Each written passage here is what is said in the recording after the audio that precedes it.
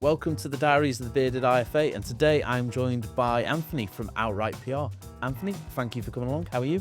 I'm very well, thank you. Thanks for having me on. You are absolutely welcome. Let's kick off, as I always do. Who are you and what do you do? So I'm Anthony, and I run Outright PR, which is a PR and communications agency based here in Mold, and we work with clients across the UK. Give me an example. What type of clients are we talking about? So we do a lot in B2B, and we do lots in construction, civil engineering, food service, professional services, renewable energy, green energy, and things like that. So all of the above, basically. Yes, yeah, and then there's a few random ones thrown in for good measure as well. Excellent. And in terms of PR and communications then, to the average listener out there, what does it really mean to businesses? It's a great question because I think there's a lot of sort of communication around what PR is. Lots of people view it as it's just media relations and you can get me into the local newspaper. Some view it as that emergency break glass, we've got an issue and we need PR. But actually, when we take a step back, PR has always been about reputation and relationships. It's just that for many years, the key way to do that was through media relations. But obviously, as the internet and the world went digital, so did PR, and the media landscape's completely fragmented, and the channels in which we now build relationships has completely changed as well. And PR to very sort of theoretical viewpoint is it's boundary spanning. So it spans the boundaries within an organization. So if you have got a HR department and a customer service department, sales, finance, every single one of those can impact your reputation. But many people don't allow PR to have a conversation with those departments. So as an example, with HR and recruitment, a lot of the time it's we need to get a job advert and a salary out. That's fine. But from a PR and reputation point of view, how do your potential candidates, your stakeholders, view you as a potential employer? So have you positioned yourself as an employer of choice and told your story? Are there negative reviews on things like Glassdoor that are stopping people from applying? And it's that process that we go through in the PR world to make sure that whatever that business objective is within the department, they've got the right reputation to achieve what they're looking to do. You've raised two interesting points there. The first one is, do you think that the job has become tougher because there are so many more channels now, particularly the online place? I was going to sit on the fence. It has become more difficult, and we now need to start at the end. So we start, who is it we're trying to speak to? Who are the stakeholders we're trying to speak to, and build a relationship with, and what channels are they on? But not just what channels, where are they? Sometimes it's about getting some content out on social media and in a certain Facebook group for a particular demographic, but it's not all about digital. Sometimes it's what event are they going to be at? What sports club do they play for? Yeah, What choir are they in? Depending on how hyper local you want to get, and then build the relationship backwards that way. I see. Okay. And the other question I had then, now there are other TV programs available, but I'm going to use it to demonstrate my point. Four in a Bed. I've watched that program and other similar programs, and just because someone doesn't like the program, they go on Google review, find the B&B, and give them an awful rating. How does a business combat that? How do you police, good reviews? Well, not good reviews, but real reviews versus fake reviews. How's that policed in your world? It's absolutely huge. Yes, you have the people watch the TV show and then go on and leave a review, even though they've never been there. Yeah, But you have, instances of competitors leaving negative reviews, people mistakenly reviewing the wrong business. We've had some where they've left a 1-star review, but the words are, "It's fantastic. I'd go here every day." They've just hit the wrong button. yeah.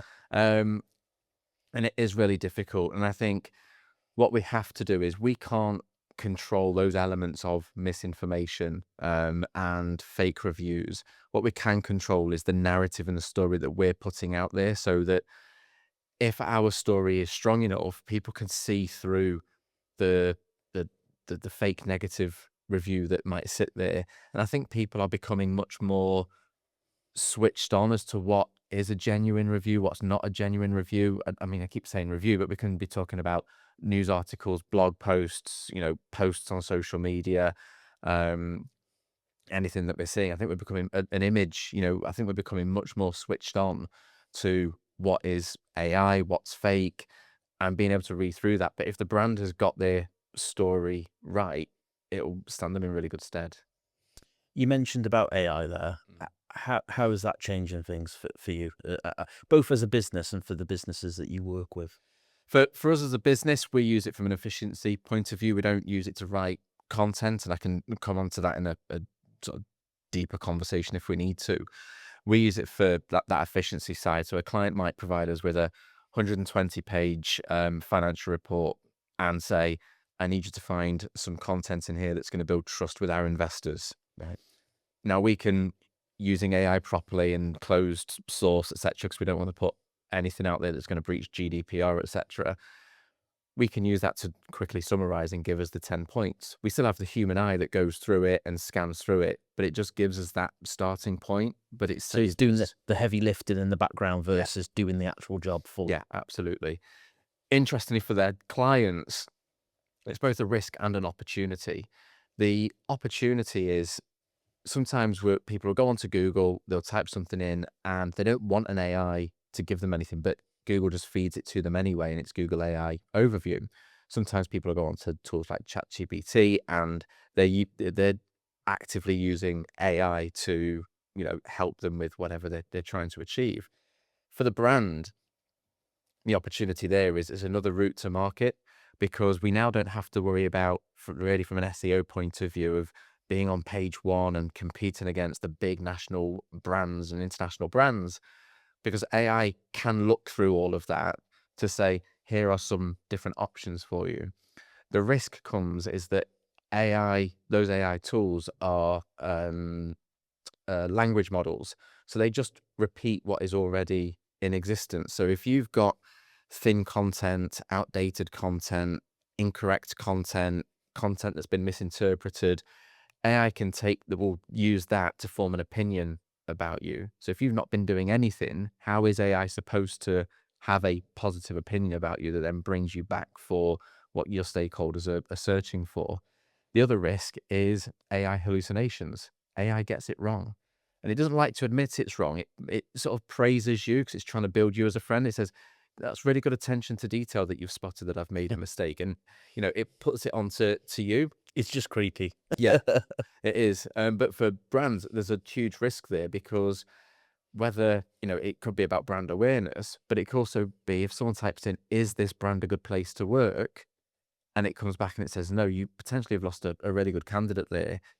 It's also holding brands to account, which I absolutely love.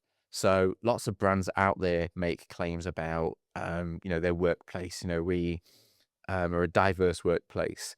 Well, people are using AI now, that when brands put out on social media on the 8th of March every year, it's International Women's Day. And you look back through their last few posts and there's nothing else about women in the workplace. It's just this one token post on the 8th of March. People are using AI tools to go and get the gender pay gap reports for those brands to see whether what they're saying matches what they're doing. It's the same with sustainability. People, we care about the environment.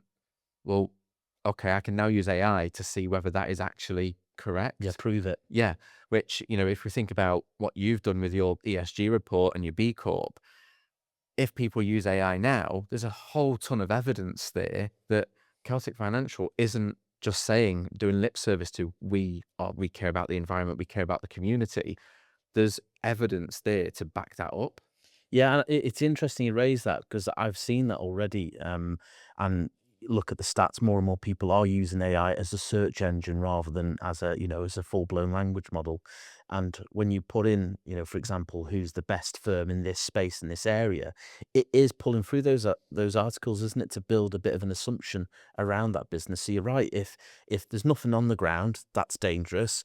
Or if the stuff that's available is wrong, that's dangerous, isn't it? So actually focusing on the right content, talking about the right things, and doing it on a regular basis, I'm guessing, is business's best friend at the moment. And that regular basis is so crucial at the minute, because it seems to be there's a 30-day window where once your content has been on the internet for 30 days, it becomes a little bit old in the view of AI if there's something else that's fresh there. We ran an AI and brand reputation seminar, and we did screen grabs before, and then 30 days later, we did a real life test and a sort of demonstration. And the examples that AI was using to back up why it was positioning that brand in a certain way had completely changed, and it was showing fresh content. So yeah, it's absolutely got to be, accurate and, sort of, I was going to say source data, which is a bit jargony, but you don't want to just be repeating what's already out there. You want to produce your own fresh, original content. It can't just be those things. It's got to have that relevance to it as well. Sure. And I suppose linking on to that then, is this the biggest mistake businesses are making at the moment, or doing regular content, or is there something bigger out there that they're missing from a comms and PR I perspective? think from a PR point of view, if we bring it back to actually what it is, it's building relationships and trust with your stakeholders. And they can be clients, potential clients, candidates, investors, the local community, politicians, um, your supply chain. And businesses, I don't think they're making lots of assumptions, and they just view the likes of social media and their website as, if I just push this out, everyone will see it, or it's what people want to read. They're not taking that time at the outset to go, what are the needs, wants, desires, concerns, hopes, dreams of my stakeholders? And once I truly understand that, how do I then build that relationship with them? Is it expert commentary and thought leadership to build that trust? Is it video case studies? Is it we're going to sponsor some community events or hold our own event, or we are going to run a careers fair? So that's for me where businesses get it wrong at the outset, is not truly understanding what's important to the stakeholders. They don't try and build a relationship. They just make assumptions and just use their own brand as a megaphone to shout out, rather than you wouldn't do that if you went networking. You don't just walk into a room, shout what you do and what you want people to understand, and walk out. You go in and have conversation, or you should go in and have Yeah. conversations and build things that way. And I think that's the key thing businesses get wrong. So almost start with, who's your ideal customer? What's their goals, needs, objectives, as you've said, and work that backwards then to saying, actually, what are we putting out as a business to sort of hit all the marks for that type of customer? Yeah, absolutely. Seems simple when you break it down like that. Yeah, but you then need to do that across every stakeholder you've got. Yeah. So, if we're working with a client at the minute that's looking to build a wind farm, so there's lots of work taking place with the local community. So, we can't view them as a client or a customer. We have to view them completely differently and go and build a relationship with them. At some point, this brand is going to want to recruit. And then that's a different approach to what we've just done with the local community. It's what are the potential candidates worried about? What are their big questions? Excellent. A couple of minutes to finish us off. Anything that you'd recommend businesses start thinking about in this new world that we're in, with technology, social media, reviews, all these touch points that we've spoken about? Is there anything that you'd say, go and think about this? Um, Obviously, contact you to learn more about the services, but that aside, just as a general piece of advice, what would you be saying to businesses at the moment? Listen.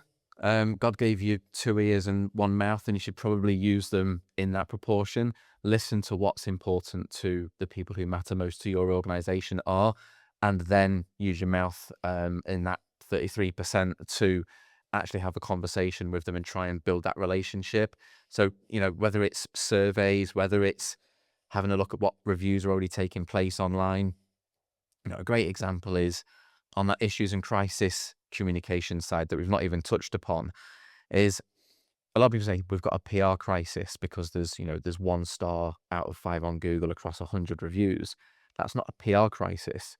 If you look at those reviews, there's a mix of customer service issues, sales issues, whatever it may be. You then need to work with the customer service team to say, the way we're answering the phone isn't right, or we're getting lots of complaints about this. The sales team are getting complaints about how rude and abrupt they're being on people's doorsteps, and then feeding that back in that's not a PR crisis. That's an operational issue. Yeah. But that's come from listening, and listening by reading the reviews. Yeah, and ultimately, if you fix those issues, then you might start getting decent reviews coming in that will drop the old reviews out, and yeah, you're back to where you should be.